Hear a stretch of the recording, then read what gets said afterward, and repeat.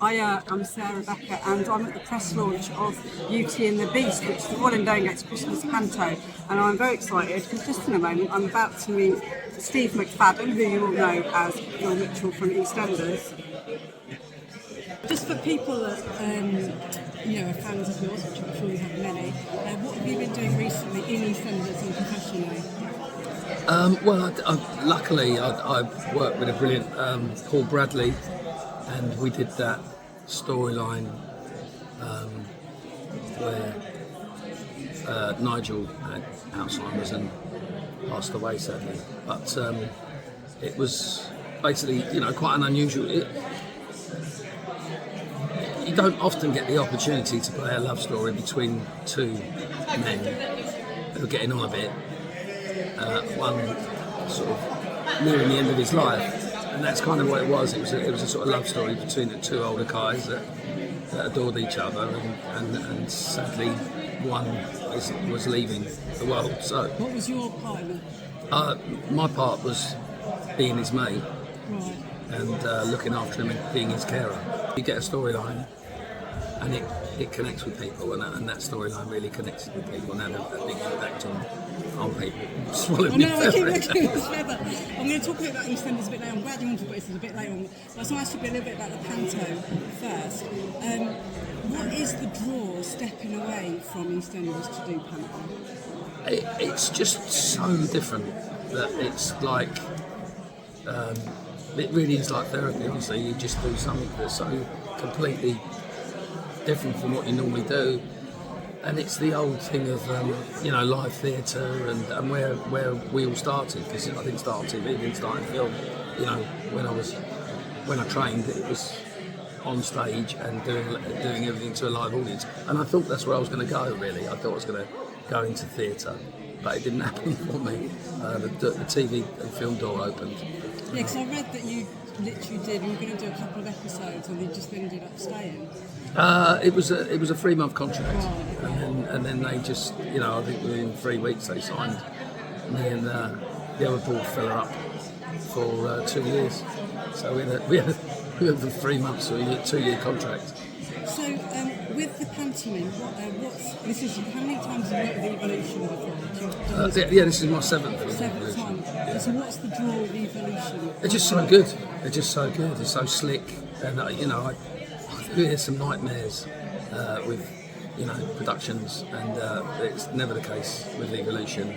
Paul and Emily just produce great shows that have got a great casting.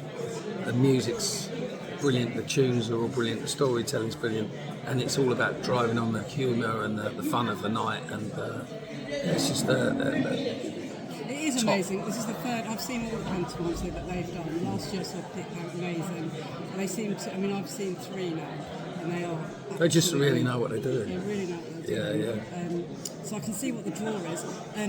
So, have you done Beauty and the Beast before? No. And there's not a baddie in Beauty and the Beast. That's what I was just talking to Paul about.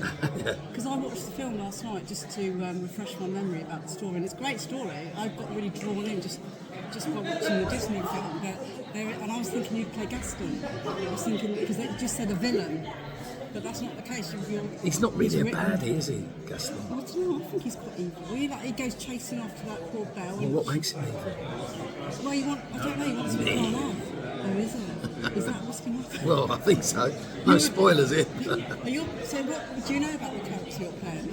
We're working on it, but he's sort of more in control and a source of evil. He's the Beast's henchman, is that right? Yes, that's it, yeah. Okay. Yeah. Seemingly so. Seemingly his henchman, a source of evil. And it's a battle between good and bad, isn't it, really? Yeah. And of course, good's going to win and bad's going to lose. So, what do you think the secret of playing a good pantomime villain is? Because you're doing it for children.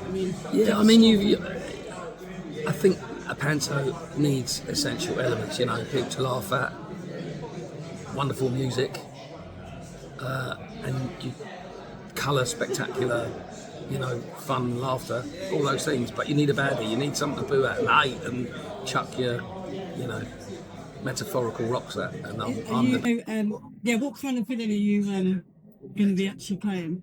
I've not got script yet. Right. He's given me some clues, and the costume tells you about, that staff that I've got, the snake and the skull.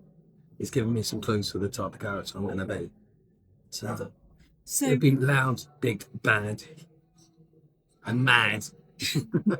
Are you going to be bringing any film ritualisms to the stage? There might be a little sprinkle. I think it was. Get out of my pub. Yeah, I'm off here. Get out of my theatre. Yeah. Okay. And do you sort of model your villains on anyone that you know? Or No, honestly, when I get the script, it's kind of. I was saying Paul earlier. He doesn't know my process exactly. He's not in my house, but I kind of get the house to myself, and I'll stomp around, and shout, and scream with the script in my hand until I've. It's usually the voice. That's what works for me. I mean, there's actors like Beryl Reid I'm a big fan of. No longer with us, but she always said she'd get a pair of shoes and then she found the character. For me, it's the voice. Once I get the character's voice, then I know, and that you can only do that when you've got the script. So I'm not. And you've got a great voice. I mean, you've got a very recognisable gravelly voice. I mean, so this is kind of the instrument that you work with. It is an instrument, yeah, it is an instrument, and I went to RADA and all that. So, you try and use that to tell the story you're trying to tell. So I'll be growling and shouting everybody in the appropriate manner. What are you most looking forward to about working with this production?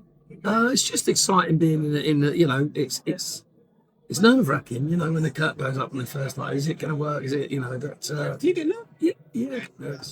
But, excited, really. So, I'm just looking forward to the curtain going up and that excitement that comes along with being on stage with a live audience and trying to nail it. And, it's a great sense of satisfaction when the show's over, that you've nailed it, hopefully.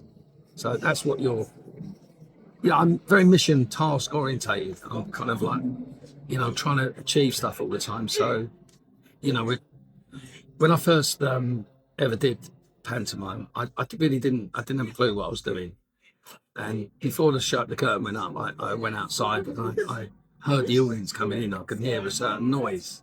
That's what I could hear, this sort of noise of the audience. And then when the curtain came down, it's like, oh, that's over. It's, it went well. And I came outside and it was a completely different noise. And that's when I realised what we were doing. We were changing people's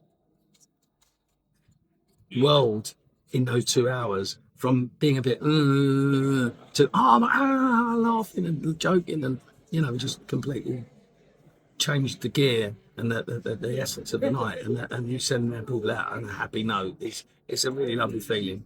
I think you're right, because I remember you enter out this magical world where you just get so caught up in it. Yes. So you just don't want it to end. It's a real feeling of positivity, unity, and we're all there together. You're in it together. So people aren't there to kind of think, oh, crap. Are you singing and dancing? I think I'm singing. No, it's pretty sort of No. Good. Okay. We'll see what happens. And just on EastEnders then, so you've been with these things a really long time. What excites you most about it? I mean, I think I'll get a bit of a vibe that, talking about storylines. Yeah. I mean, making people cry, making people laugh. When you connect with people, basically I get the script and I try and connect with it as best I can to give it authenticity and make it real. But how it lands with people, you can't control that. You can only give your all, give everything you can to try and make it believable. But when they connect with it and they'll come up to you in the street and say, what you did then, or you see on social media they've commented and said, I couldn't stop crying or I couldn't stop laughing, whatever it is, that's when you've done your job, because people connect with it. Why do you think audiences feel so connected to it? What is it about film? I don't know, it's the magic of it, isn't it? That's the magic of it, because it is like, to me, it is like magic when if you see a character cry and you don't feel anything, that's not magic. But if you see a character cry and you start crying with them, that's like magic. So I can't explain it, but you know, it's like some people are really funny and some people aren't, you know what I mean? It's like some people make you laugh and some people, you know, make you feel what they're feeling. Yes. And I know that I've made people feel what I'm feeling. Yes. And that's the job, really. What's been your best storyline? Oh, well, I always think of it as like degrees of difficulty, and the drunk stuff is really hard to do because everyone's seen a drunk and they know what they're like. And there's all sorts of drunks as well, you know, happy drunks, sad drunks, angry drunks, you know, tragic drunks. And the alcoholism storyline that I played was kind of went through the card of all emotions and all types of being inebriated, and it was a real hard job to show all the aspects of somebody becoming an alcoholic, and then everything bad that goes with that, and the tragedy that happened around it. So, as a storyline, I don't even know if it is a storyline because it went on for like 20 years or something. You know, so it was quite a hard one. But yeah, it was so. I don't know this theme or storyline, but that was you know, something that was difficult to do, but I feel I pulled it off. And so, are you actually going to be still doing EastEnders whilst you do panto? Only at the very beginning. Okay. So you just no, I put my tools down there, but when I'm learning my scripts, I'm doing both at the same time, which is interesting. Because there's such a difference. Are you going to kind of keep that high energy going? I just do. I don't have I've got a good engine, I think they call it in football. You know, I'm one of those players that runs up and down the pitch. You know, they're at the front, they're at the back, and they're all over the midfield. So, you know, some people hang around the goal, or, you know, just stay in the 6-yard box, but I'm all over the field. So, yeah, I've got a good engine, fortunately. Is there a role you'd still like to play? Do you know, I'm really happy with my career, how it's turned out. I'm not ambitious in that sense. I'm very content with what I've done, and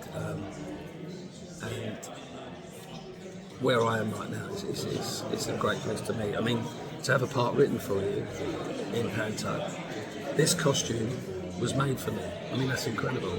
Normally, I get a costume that's got John Nettles, Leslie Grantham crossed out on it. I got my own outfit this year, so I'm going up in the world. Well, I'm really excited to see you on stage, because I'm sure you'll be absolutely brilliant. Thank you. You know, and well, I'm really looking forward to it. Many people, obviously. Yeah, it's a. Thank you so much. Really appreciate that. Thank you.